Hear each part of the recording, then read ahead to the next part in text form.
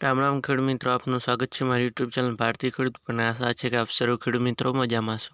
તો ખેડૂત મિત્રો, આજે તારીખ છે 24 એપ્રિલ 2024 ને શુભવાર બુધવાર. તો આજે આપણે વાત કરીશું કે જીરુની અંદર શું થશે, તેજી થશે કે મંદી થશે.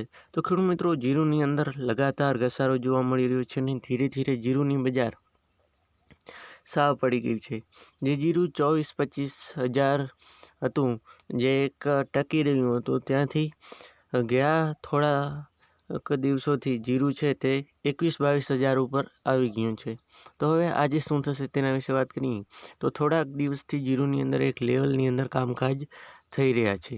તો સૌપ્રથમ વાત કરીએ ઊંઝાની અંદર ગઈકાલે આવકો અને ભાવ વિશે. તો ઊંઝાની અંદર ગઈકાલે આવકો 10,000 ગુણીની હતી અને ભાવ 3100થી 6,500 સુધી પ્રતિ 20 કિલોના બોલાયા હતા. એટલે કે ભાવ ઠીકઠાક જોવા મળી રહ્યા છે આજ હાલ.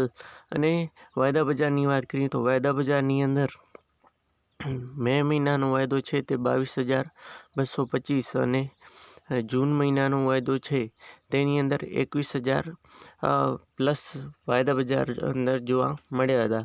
અને ગઈકાલે સાંજના થોડીક મંદી સાથે જે વાયદા બજાર બંધ થયેલ હતું.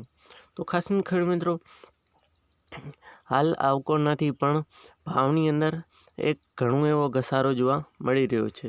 તો વાત કરીએ આજે શું થશે. તો આજે જીરુની અંદર જે 500થી 700 રૂપિયાની તેજી જોવા મળશે, કારણ કે લગાતાર જે એક નીચો પડતા ભાવથી અને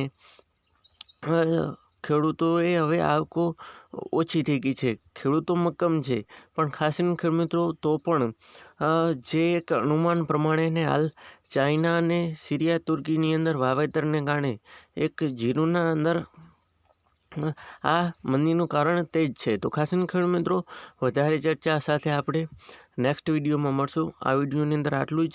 આ જીરુની અંદર આપણને આજે તેજી જોવા મળી શકે છે એવું હાલ અનુમાન મને લાગી રહ્યું છે, જેની અંદર 500થી 700 અથવા 1,000 રૂપિયાની પણ મંદી એક વખત આપણને જોવા મળી શકે છે. આની અંદર પ્લસ માઇનસ થઈ શકે છે. આભાર. જય જવાન જય